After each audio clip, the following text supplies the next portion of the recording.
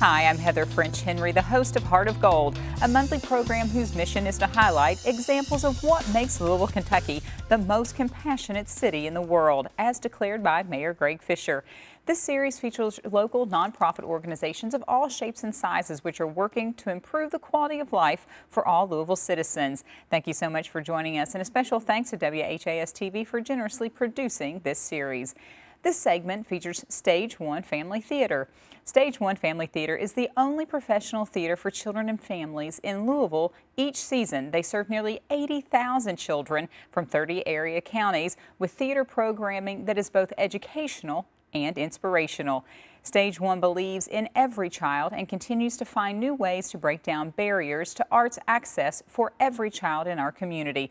I'm here today with Stage 1's Director in Development, Gil Reyes. Now, Gil, great to have you on again. Thank you so much. You Thanks are for being so here. engulfed in the theater community from being a director Yeah. and now working with children. That's right. And so let's talk a little bit about the accessibility of the work that you do and how do you make it accessible to 80,000 children? Absolutely. Well, you know, in 2010, we actually started a program called Play It Forward, which is our ticket underwriting program. And it only exists out of the generosity of our sponsors in the community who believe in this to the degree that they're willing to put this in. And every year, we're able to fully underwrite tickets for several grades for our shows. And Play It Forward is such an interesting program because it is probably the most inclusive arts program in the region. You know, we said 30 counties, but that's Kentucky and Indiana. That's every parochial, private, Catholic, home schools. We see so much JCPS, and it makes for a diverse audience. It sure does, and, a diverse subject, yeah, certainly. Absolutely. So tell me why it's important from your perspective to have this accessible to so many and so many different types of students and demographics. Yeah, well, the arts are so important to a child's development, right? You know, we know that an arts-rich education helps children succeed in school and later in life, that empathy is something that theater teaches. It's one of the only ways that you can really get that emotional education sometimes. So we want to be sure that every child has the same opportunity to experience the arts regularly and richly so that they can reap those benefits. I also think it's interesting for the accessibility to let children know that this is something they can do. Oh yeah. So many times they see, they watch, but to know that it's really tangible and they too can participate in something like this in their lifetime. Nobody wakes up when they're 30 and goes to the opera for the first time, you know, right? You have to have that experience. Okay, I won't say nobody, but you know, you have to have that experience and you have to be introduced to it. And when these kids come in and their eyes are as big as saucers, they're walking to the Kentucky Center for the Performing Arts, they're so excited. Big experience, certainly.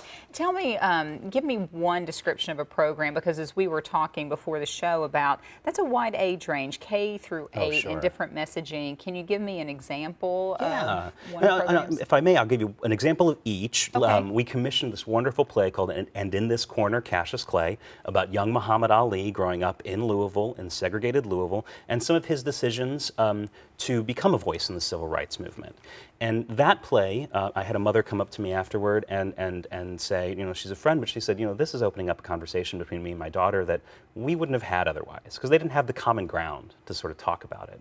You know, and then other plays like Lily's Purple Plastic Purse, which is a nice, you know, children's classic. You know, it's got themes of bullying and patience, and kids learn because they're experiencing those stories. You know, if you think about storytelling, that is how we have passed down our values for many generations, and this is one of those ways that we really instill those values in our kids. Well, I think it's always great to be able to get a point across that could ordinarily probably be boring as an adult trying to tell a child, but then if you're educating them through entertaining them as well through play, I think that is always so wonderful. Exactly. So what about schools? How do you get in touch with schools, or how can schools get in touch with you to be involved? You know, we have really great partners in the school system here. Both superintendents of JCPS and Archdiocese are honorary board members, so we're really connected to them. But it's really our connection to the teachers that makes a big difference. We go in and do in-school residencies with them to help them teach what they want, what they need a little help with in the curriculum, because like we said, every child learns differently, and this is one way that they can experience that. Do you have a lot of great partners within the community as businesses or other philanthropic organizations? How much time do we have? Yeah, right? keep going, absolutely. The show's yours. You know, we work with the arts magnet schools, for instance, to kind of enrich some of their programming. We do work with pre-educated youth to help keep them out of the system. We've got this wonderful program with the U of L Center for Autism where we do sensory-friendly performances of each of our shows. That's another way that we're looking at accessibility. You know, those kids and their families probably wouldn't feel comfortable coming to a show unless we say, no, this is for you. It's specifically for you so that I don't feel awkward going into a situation where there's others that aren't like them. Yeah, and we make accommodations there, and you know, we have different lighting, we have more space in the theater, you know, so that we know they're comfortable and they can experience it like everybody else. Well, tell me about the company of actors that you keep for this. Are these volunteer-based? You know, who writes the material? Sure. Actually, for stage one, everything is on the professional equity theater level. So there are some non-equity actors, but we keep a lot of equity contracts. So that's, you know, the professional actors that live in and around here, sometimes from Chicago, sometimes from New York. We'll bring people in if we need to.